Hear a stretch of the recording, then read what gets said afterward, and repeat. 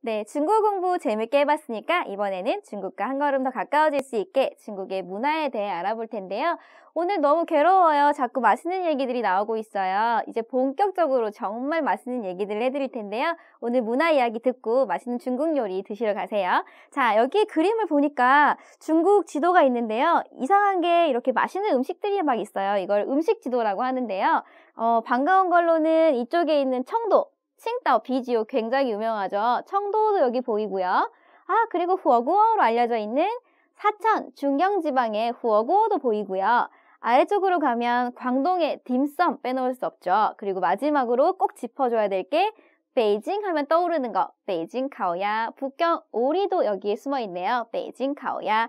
어떤 게 제일 끌리세요? 그럼 오늘은 본격적으로 음식만 보기에 앞서서 중국 사람들과 함께 음식을 먹을 때 꼭 지켜야 하는 비즈니스 식사 에티켓을 좀 알아보도록 하겠습니다. 첫 번째로 식사 자리 하면 제일 먼저 질문들을 많이 하시는 게요. 저요, 페이쌤, 중국 요리 특징 좀 알고 싶어요 하시는데요. 일단 중국 요리의 특징은 뭐 두말할 것 없이 가장 큰 특징, 많다는 거죠. 네, 중국 요리 정말 어마어마하게 수를 셀 수도 없이 많은데요. 물론 땅이 커서 음식 수가 많은 건 당연하지만 일반적으로요. 조금 뭐라고 해야 될까? 나쁜 군주? 나쁘다기보다는 무서운 군주가 있었던 나라들이 음식이 많이 발달을 했는데 중국에는 아주 무섭기로 유명했던 왕이 있었죠. 진시황이었는데요.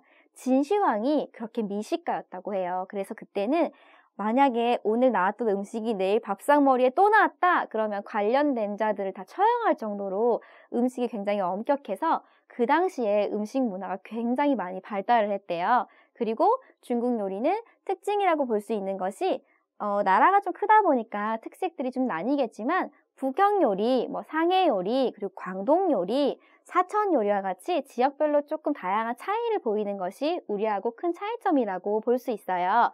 그리고 또 한 가지 많이 질문하시는 게요. 이제 식사 자리를 갔는데 맛있어서 막 먹다 보니까 혹시 제가 실수한 건 없는지, 식사 자리에서 꼭 지켜야 할 에티켓이 있는지 물어보시는 분들이 많이 계신데요. 우선 좀 중요한 사실은요. 중국에는 보통 이렇게 원 테이블이 있죠. 그래서 그걸 돌려서 먹고 정지했다가 돌리고 정지하고 돌리고 정지하고 하는데요. 일단 나보다 조금 더 높은 분들이 식사를 먼저 좀 하실 수 있게 그 원판을 돌릴 때 조금 배려하는 게 필요하고 재밌다고 욕심난다고 막 돌리시면 안 돼요. 그리고 멀리 있는 음식 먹겠다고 막 벌떡 일어나서 짚고 그러면 조금 보기 안 좋겠죠. 그래서 기본적인 에티켓을 지키는 것이 중요하고요. 또 한 가지는 원 테이블이 이렇게 있으면 좌석이 뭔가 암묵적으로 정해져 있다고 해요. 일반적으로는 방을 대여해서 이제 한 모두 같이 간 일행들끼리 같이 식사를 하게 되는데요. 들어가서 아무 자리나 덜썩 앉으시면 안 돼요. 들어가서 가장 문 안쪽에 있는 분이 돈을 내는 자리, 즉 호스트 중에 가장 넘버원이 앉는 자리이기 때문에 들어가서 제일 안쪽에 앉아야 왠지 뭐 안 시킬 것 같아가지고 거기 들어가시면 여러분 결제하셔야 돼요. 그래서 앉으실 때는 어떻게 앉아야 되는지 종업원의 안내 혹은 우리를 초대해준 호스트의 안내를 받아서 착석을 하시는 게 굉장히 중요하다고 합니다. 그래서 식사 자리에서 실수하시는 일이 없었으면 좋겠고요. 마지막 한 가지 팁은요. 중국의 고급 식당에서는 이런 일이 많지는 않지만 일반적으로 조금 작은 지역에 있는 로컬 식당에 가다 보면 가끔 그 이가 빠진이라고 표현하죠. 우리말로는 이가 빠진 그릇에 밥을 담아주거나 요리를 내오는 경우가 있어요. 그럼 보통 우리는 기분이 나쁘니까 라오반, 사장님 이거 바꿔주세요 막 이렇게 얘기하는데요. 중국에는 해음 현상이라고 해서 수이 핑안이라는 표현이 있는데 수이의 핑안 그때 수이라는 발음과 그릇이 깨졌다 할 때 수이라는 발음이 같아서 약간 깨진 그릇, 약간 그 이가 나간 그 그릇에 밥을 먹으면 핑안, 평온한 일, 좋은 일이 생긴다 뭐 이런 해음 현상이 있어요. 그래서 그때는 막 바꿔주세요 무리하게 요구하시지 말고 나한테 좋은 일이 있겠군 하고 조금 그 나라의 문화를 이해하고 좀 관용적으로 생각하는 것이 필요할 것 같고요. 자, 그리고 마지막 질문입니다.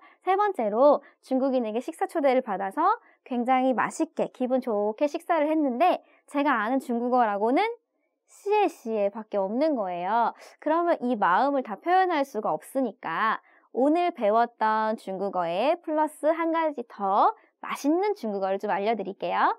첫 번째로 일단은 실수하고 싶지 않다면 감사합니다라는 표현을 정중하게 하시면 돼요. 시시에, 시시에 이렇게 인사하시면 되고요. 그것만으로 부족하면 우리 1, 2, 3, 4 성이 다 들어있는 대단히 감사합니다가 뭐였죠? 자, 레벨 2, 非常感谢라는 표현도 있었죠. 이 표현을 쓰는 것도 좋고요. 非常感谢 이것도 너무 쉬운 것 같아요. 이것도 아직은 내 마음을 전할 수 없을 것 같아요 라는 마음이 드시면 지금 표현을 꼭 기억해 주세요.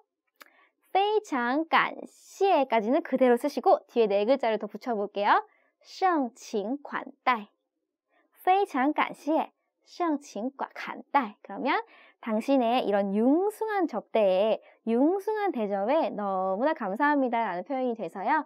맛있게 잘 먹었습니다 라는 표현을 잘 전할 수 있어요. 복습해 볼까요? 非常感谢盛情款待非常感谢盛情款待라고 쓰시면 되고요. 그리고 마지막 한 가지 중국인들이 듣고도 아이고 그 정도로 고마워하지 마세요 하는 표현이 하나 있는데요. 자, 우리가 얼마 전에 배웠던 어떻게 라는 표현이 있었죠. 그게 怎么였어요. 오늘 怎么了도 배우셨잖아요. 어떻게 라는 표현이 怎么였는데요.